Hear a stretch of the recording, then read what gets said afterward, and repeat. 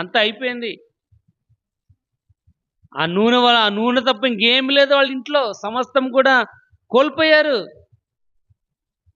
కానీ ఇక్కడ రాయబడొచ్చింది, మనం గనక నిరీక్షణ కలిగిన వారిగా ఉన్నట్లయితే. నిరీక్షణ ఆమె ఎక్కడికెళ్ళింది?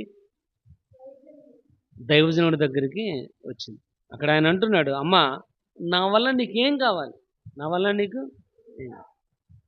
కాబట్టి నువ్వున్న దేశంలో రెట్టింపు ఘనతకు నువ్వు వారసులుగా ఉండాలంటే నువ్వు దేవుని దగ్గరికి రావాలి. మందిరంలో రావాలి. దైవ సేవకుని దగ్గరికి రావాలి.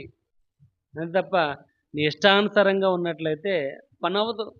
ఇక్కడ రాయబడుచుంది, అంతా అయిపోయింది అనుకున్న సమయంలో ఆ మంది నా ఇంట్లో నూనె బుడ్డ తప్ప మరి ఏమి కూడా లేదు.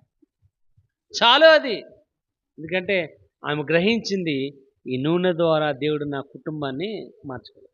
ఈ నూనె ద్వారా ఊళ్ళో అయితే నా పేరు పోయిందో, ఏ ఊళ్ళో అయితే నా ప్రతిష్టత పోయిందో, ఏ ఊర్లో అయితే నేను గుర్తింపు లేని దానిగా ఉన్నానో, అదే ఊర్లో దేవుడు నన్ను మరలా రెట్టింపు భాగము ద్వారా నన్ను వారసులుగా చేయబోతున్నాడు అనే యొక్క నిరీక్షణ ఆమె కలిగింది కనుక చూడండి, అక్కడ రాయబడుచుంది. చూడండి 7వ వచనం చదువుకుందాం. ఆమె దైవజనుడైన అతని యొద్దకు వచ్చి ఆ సంగతి తెలియజెప్పగా, నీవు పోయి ఆ నూనెను అమ్మి నీ అప్పు తీర్చి మిగిలిన దానితో నీవును